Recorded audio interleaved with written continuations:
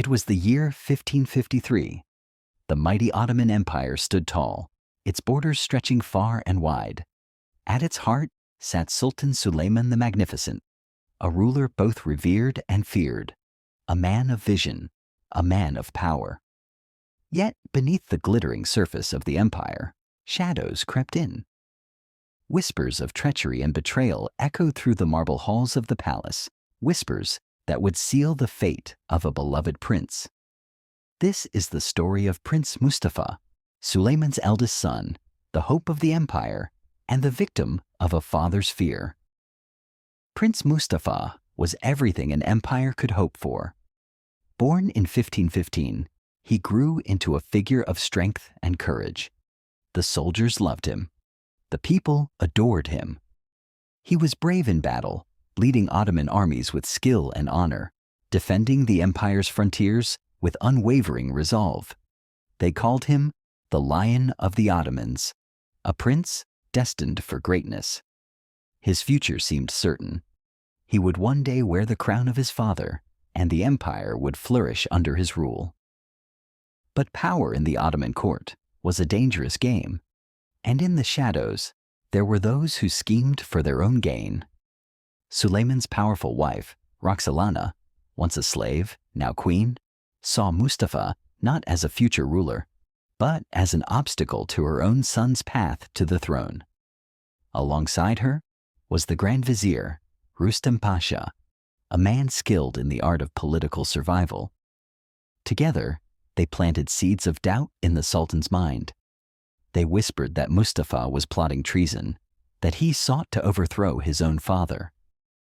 Letters, real or forged, found their way into Suleiman's hands.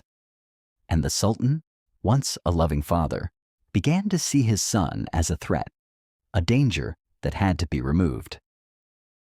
The weight of suspicion grew heavier. And then, the unthinkable happened. In the autumn of 1553, as the Ottoman army camped near Konya, Mustafa was summoned. The order came from Suleiman himself. The prince knew what this meant. He knew the rules of the game. Yet he could not refuse. With dignity, he entered his father's tent. It was the moment that would define the rest of Ottoman history. Inside, he found no words of comfort, no embrace from a father. Only silence. And then the guards approached. They were the mutes, silent executioners, carrying the Sultan's unspoken command. Mustafa struggled. He fought. He pleaded. But the silken cord, the weapon of royal execution, was already around his neck. The Lion of the Ottomans, the prince who could have been a sultan, was strangled to death by his own father's will. The silence of the tent was broken only by the muffled sounds of the prince's last breath. The news spread like wildfire. The soldiers, once loyal to the Sultan, were shattered. The people wept. They had lost not just a prince, but their future, their hope. The empire had lost a leader who might have steered it to new heights.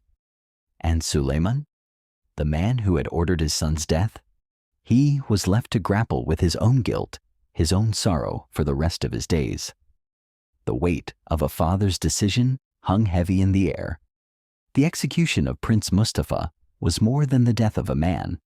It was a wound carved deep into the heart of the Ottoman Empire, a reminder that even the mightiest of empires can be torn apart by fear, ambition, and the hunger for power.